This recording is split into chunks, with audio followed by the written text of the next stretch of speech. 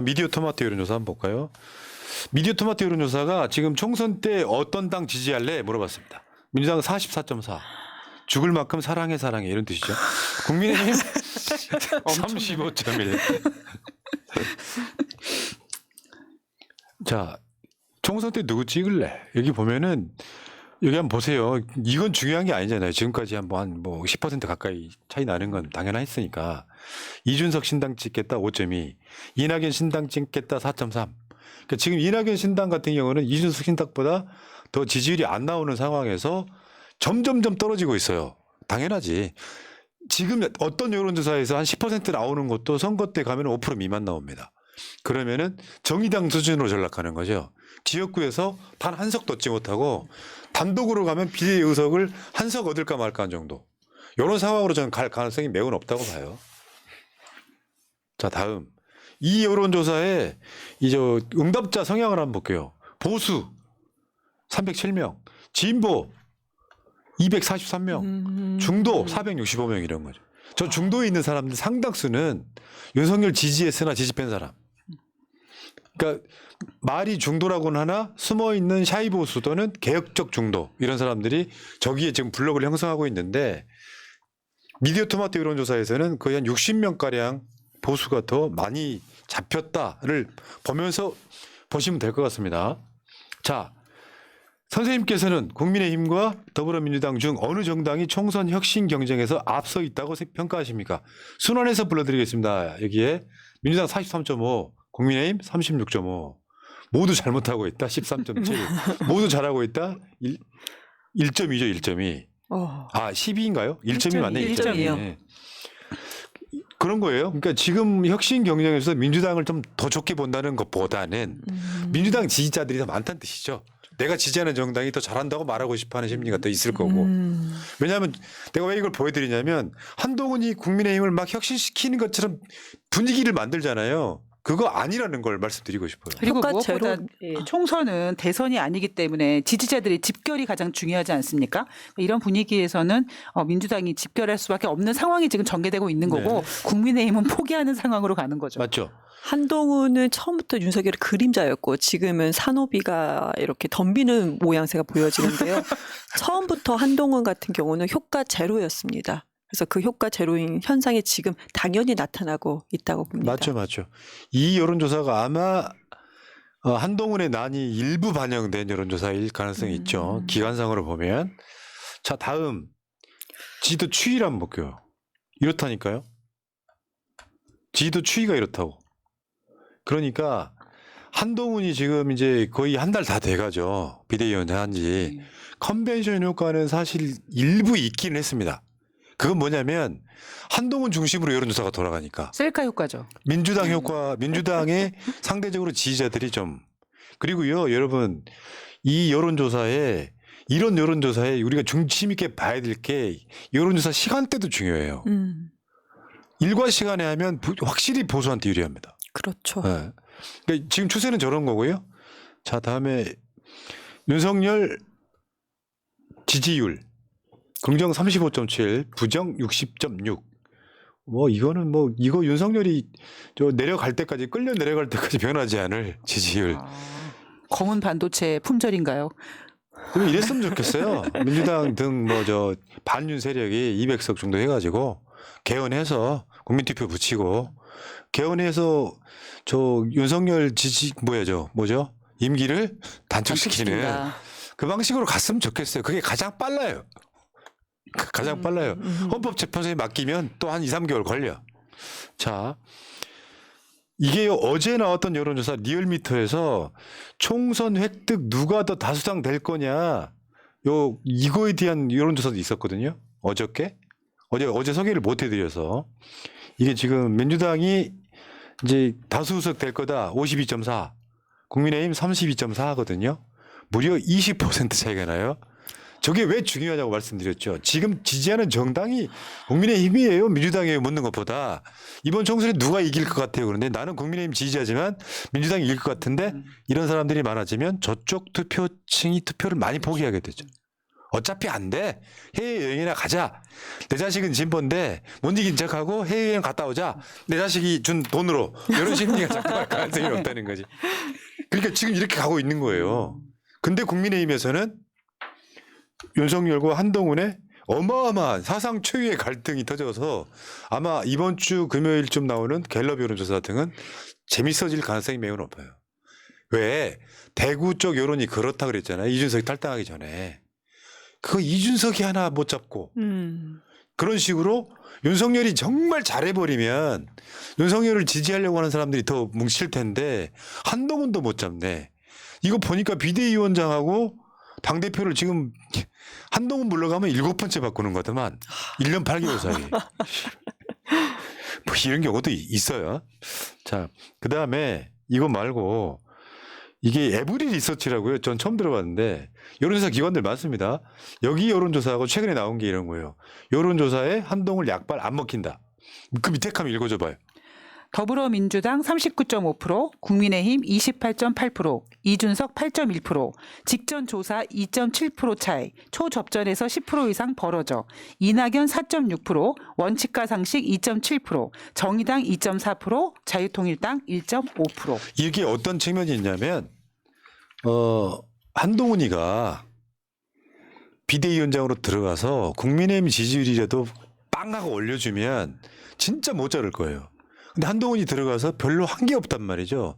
그러니까 윤석열 입장에서는 오히려 한동훈이를 나가라고 하기가 좀 약간 부담이 없었던 측면이 있다고 봐요. 들리는 소문에 의하면 원희룡 꽂고 싶어 한다 이제. 그렇죠. 근데 그럼이 독인 개긴인데 뭐. 근데 여기서 지금 나온 여론조사가 이거예요 지금. 39.5 민주당 그리고 국민의힘 28.8. 상황이 이런 거죠. 네. 자, 그리고요, 지금 여러분들 SNS나 이런데 여론조사 관련한 그 웹자보들이 되게 많이 돌죠. 이경도 그것 좀 했으면 좋겠는데. 기대할게요. 여론조사 웹자보요? 왜? 지금 민주당 같은 경우는 적합도 네. 조사하고 있고 국민의힘은 지금 현역 컷오프 여론조사를 하고 있단 말이에요. 요거를 지금 전화 여러 올 텐데 소위 말하면 02로 시작되는 전화번호를 02로. 꼭 네. 받아주시는 게 좋고요. 내 지역구에 내가 찍어야 될 사람이 누군지를 미리 준비를 해 놓으셔야 돼요. 그래서 저는 웹자보 안 했습니다.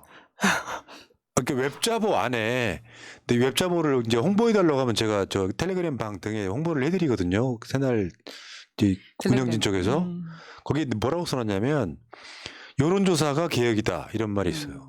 개혁적인 사람이 누구냐? 친명을 떠나가서 개혁적인 사람이 누구냐?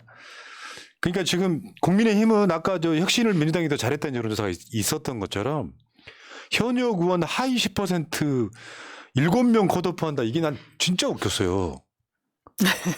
민주당보다 못해요. 7명 컷오프하면 뭐 어떻게 할 건데. 그러니까 국민의힘 지금 현역 의원들은 7명이 안 들어가려고 영 쓰고 있다는 얘기잖아요. 그리고 하위 10에서 30%는 18명을 최대 20% 감점하겠다 이런 건데 이걸로 이제 불출마를 유도하는 상황인데 지금 불출마자가 거의 안 나오고 있죠. 민주당은 어제까지 계속 나오고 있거든요. 어제 김홍걸 의원까지 불출마 선언했죠. 아니 그 한동훈 비대위에서 잘하고 있잖아요. 국민의힘 소속 의원들 사이에서는 40-50명 꽂는다고 했는데 7명 컷오프라고 얘기하니까 네, 한동훈 화이팅 이렇게 계속하면 되겠네요. 자, 그다음에 민주당 공천 관련 주요 일정 한번 보겠습니다. 1월 31일부터 2월 4일까지 후보자 면접을 합니다. 간단히 말해서 지금 민주당이 하고 있는 전화 조사는 그 지역에 후보들이 여러 명 있잖아요. 그중에 별 의미 없는 후보는 쳐내는 작업이라고 보시면 돼요. 그래서 이제 지역구에 따라서 2인 경선할 건지 3인 경선할 건지 이런 것들이 결정되고 있는 과정이라고 보시면 되고요.